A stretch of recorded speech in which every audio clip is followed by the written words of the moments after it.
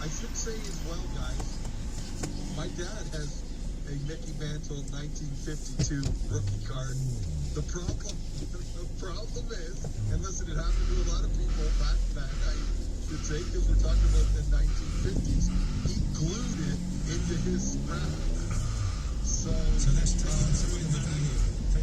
What is it? Yeah, just a touch, guys. Yeah, it's probably worth a little less. And it is, like, we joke about it all the time, and I talked to him, when this story came out earlier in the week, and you just have to laugh about it. But again, he's 10 years old, back in 1952 when these cards come out, and you just, people, also a big thing to do was put them in your bicycle spokes, just so you can hear the sound. Put $12.6 million in your bicycle spokes. That's amazing. I mean, it's the most expensive piece of sporting memorabilia ever, $12.6 million. The Maradona shirt went for $9.3 million from '86. He's one of the most famous players. Yeah, he is. And the Honda Swagger baseball card we talked about before, $7.2 million. It's an incredible amount of money. It was owned by, I do feel for this guy. He's a guy he's called Anthony Giordano. He's obviously Italian-American, and he's in waste management, and he lives on the East Coast. So he's when he gets absolutely sick of the Sopranos games, but he won't do it here in China. It turned $50,000 at $12.6 million. We move on to the Baltimore Ravens. They have a mascot called Mo, which is quite literary, isn't it? Because obviously Edgar Allan Poe, the Raven, but he's out for the season. He got injured. They were kind of doing some sort of thing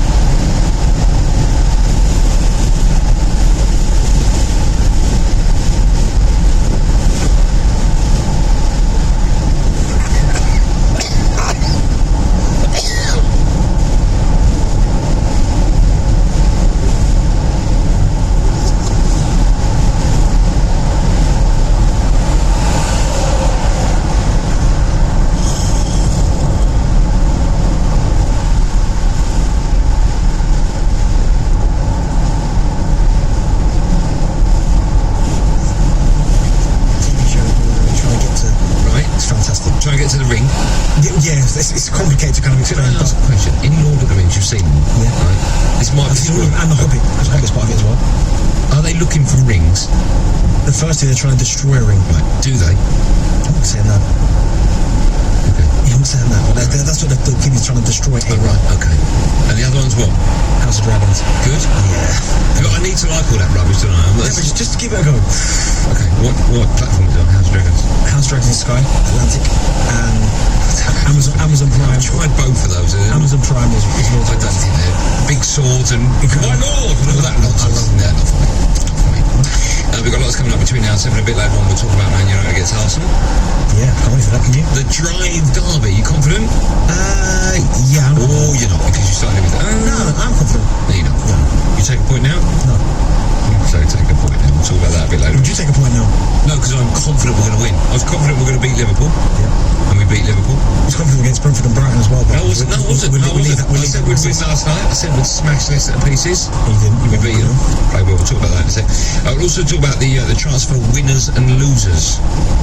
What do you make of now the window's closed? Yeah. Slam shut. Obviously, I'm obsessed with saying slam shut. Well, we've gone through it, obviously upgraded a few of the things, but I think there's been some really good business there. It's been quite exciting. I think the transfer window, some clubs have gone above and beyond, I think. Some clubs just haven't done enough, in my opinion, but yeah, we'll go through them and have a look and see what marks I've given them. Oh, you've marked them, have you? You've graded them? Graded them, yeah. Oh, what? Oh my, you literally have done your homework. A's and A pluses and B's and C minuses, so we'll talk about that a bit later on. We'll look ahead to game day. Of course, lots of live football coming up. Obviously, we've got the Merseyside derby. We'll talk about that. We'll talk about Spurs against Fulham. Another derby as well. That'd be an interesting one. I did get excited when I saw John Collins was on the show. John Collins. Yeah. Then I got to thinking about John Collins and Collins John played it. Right, you'll never get that scenario again. Then it dawned on me. I was talking to Ryan and pressed all the buttons. The Hartlepool manager is Paul Hartley. Now that's weird. No one really talks about that, do they?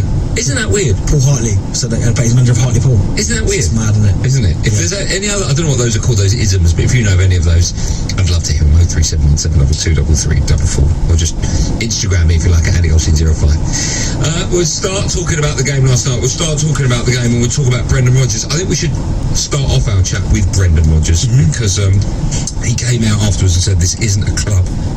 Well, this isn't the club that it was a couple of years ago. He's making a lot of noises to me that suggest that a manager's not happy. If a player was talking like this, I'd be expecting the player to move on. The manager's now making these kind of murmurs. Firstly, what did you make of Leicester? What have you made of Leicester so far this season, and where do you think they're going to go? Underwhelming, of course. We can quite clearly see they need help. They need bodies in the door. It's been a frustrating period for them, finishing 8th last season, which I think was a good finish compared to how they started, because again last season they started awfully. I know if you're a Leicester fan, you're looking at coming off the back of 2 5th place finishes and an FA Cup win, and you are thinking what direction is this football club going in. But again last night I thought their best player was James Maddison. I think he tried to have a go, he tried to make things happen. They can't get Vardy firing at the minute. Harvey Barnes is a little bit inconsistent. They're asking Wilfred Ndidi to go and play centre half when his best position is centre midfield, but unfortunately they haven't got enough bodies to go and play back there. So for me they're in a little bit of a mess. But then obviously when you hear the manager come out, the comments that he's made, I mean, as you said, the first one, this isn't the club that it was a couple of years ago. That just tells me that this is a manager that wants to be sacked. He doesn't want to walk away from it. Yeah. Explain why he doesn't want to walk away, because he's going to lose a lot. He's going to lose a lot of money. Okay. He wants to get sacked, because we look at the comments that Scotty Parker's been making, the waves he'd been making at Bournemouth about it needs help, it needs bodies. He kept coming out challenging the board, I need this. It's almost like saying to everybody else, it's not my fault, it's their fault. And even if you keep continuing with some of the comments that Brendan Rodgers made, he said we needed help and we haven't been able to do that. He's put the fans, he understands the fans' frustrations. They see all their rivals getting players and we're not getting any. It's quite clearly saying, well listen, it's not my fault, I want the players, but we're not getting the players in. But I think with Brendan, I mean, I'm a big fan of his, but I do think now it has become a little bit stale, and I definitely think he doesn't want to walk away. I don't think any manager ever wants to walk away from a job, but I think him himself is kind of asking politely, I want the sack. Which sounds bonkers. So what happens? What if a player wants to leave? 9 times out of 10, we've seen it. We were talking about yesterday, going on strike, but quite often, more than not, they leave, and then you've got rid of that problem. If a manager wants to leave and the club don't want to pay him off, what happens? Just come to some kind of agreement. I mean, I'm even looking at the part here we put, I came to Leicester to compete, and initially I was able to do that. You have to add quality, but in the last 2 transfer windows, we haven't been able to do that.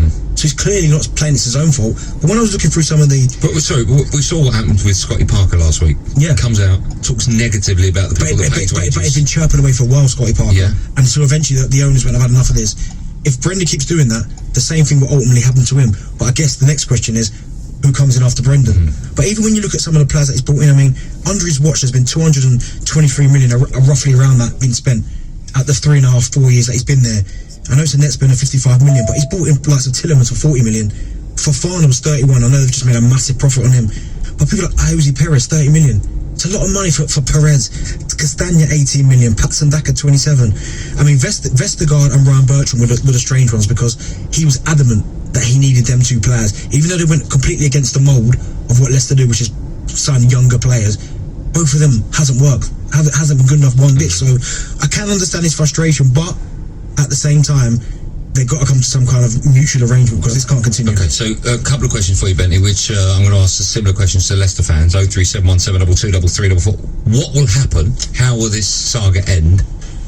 Will he continue? Will he be there in the next month? Will he be there in the next week? If they keep losing games and he keeps saying we didn't get the help, if he keeps reverting back to it now because the window's shut, there's literally nothing they can do about it. If he keeps going back to it every time they lose a game, we ain't got enough help, we've got no bodies, eventually the owners of that football club will become tired of hearing it and ultimately they'll part ways. But the way that he's talking right now tells me he's ready to walk. Okay. He won't walk, he'd rather get sacked. Okay. Do you think Leicester fans want him out?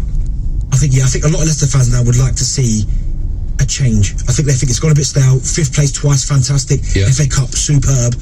But it seems like the relationship now is strained and he feels like he can't take this club further any forward. Okay. Forward any further. Okay. And just finally as well, Aston Villa, we know the stress that Steven Gerrard is under. That's what I'm looking at. Okay. Does Stevie Gerrard go and Brendan Rodgers go there? Would Aston Villa fans want him? Okay.